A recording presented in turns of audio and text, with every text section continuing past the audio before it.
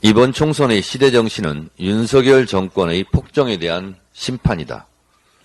윤석열 검사독재 정권 출범 이후 대한민국의 정치는 실종되고 경제는 폭망하고 외교는 참사 수준이고 남북관계 평화는 위태롭고 민주주의는 파괴되고 역사는 부정당하고 국민 안전은 위험에 빠지고 국격은 실추되었고 민생은 도탄에 빠졌습니다. 이번 총선은 윤석열 정권 심판을 통해 대한민국을 바로 세우는 선거입니다. 이게 나라냐? 다시 나라를 구하는 애국심 선거입니다. 윤석열 검찰 독재 정권의 이루 헤아릴 수 없는 많은 폭정들을 10가지로 압축 요약해 보았습니다. 윤석열 정권의 10대 폭정. 첫째, 국민과의 소통을 위한다던 용산 대통령실 이전은 결국 구중궁궐 불통 정권의 상징이 되었습니다. 요란하게 돈만 쓰고 스태핑 쇼를 하다 고집불통 애물단지가 되었습니다. 둘째, 외교 참사는 해외 순방쇼를 거듭할수록 국익은 없고 국해 외교, 국격 실추만 남기고 대통령 놀이 명품 쇼핑의 해외여행 아니냐는 원망만 난무합니다. 외교, 안보, 국방도 위기고 평화도 위기고 남북관계는 파탄되었습니다. 이러다 국지전이라도 일어나는 거 아니냐 하는 불안감이 조성되어 있습니다. 셋째, 부산 엑스포 참패는 영업사원 1호의 119대 29로 결론 났고 해외 순방 비용만 낭비한 셈입니다. 지구 495바퀴를 돌았다던데 겨우 29표가 뭡니까? 넷째, 야당 탄압 정적 주기는 박정희 전두환 군사 독재 정권보다 더 잔혹합니다. 제1야당 대표에 대한 400여 차례의 압수수색과 탄압, 야당 무시, 국민 무시는 결국 이번 총선에서 자기 발등을 찍는 결과로 나타날 것입니다.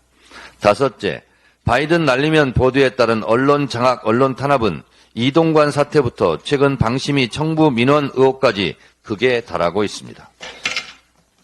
여섯째, 친일 본색, 후쿠시마 핵 오염수 방류, 국방부의 독도 영유권 분쟁 지역화, 독도 표기 삭제 등 이순신 장군이 지킨 우리의 바다를 모욕하고 있습니다. 일곱째, 역사 왜곡은 독립운동가들의 삶을 부정했습니다. 홍범도 장군의 흉상철거 논란으로 국민을 분노케 했고 역사를 모독했습니다.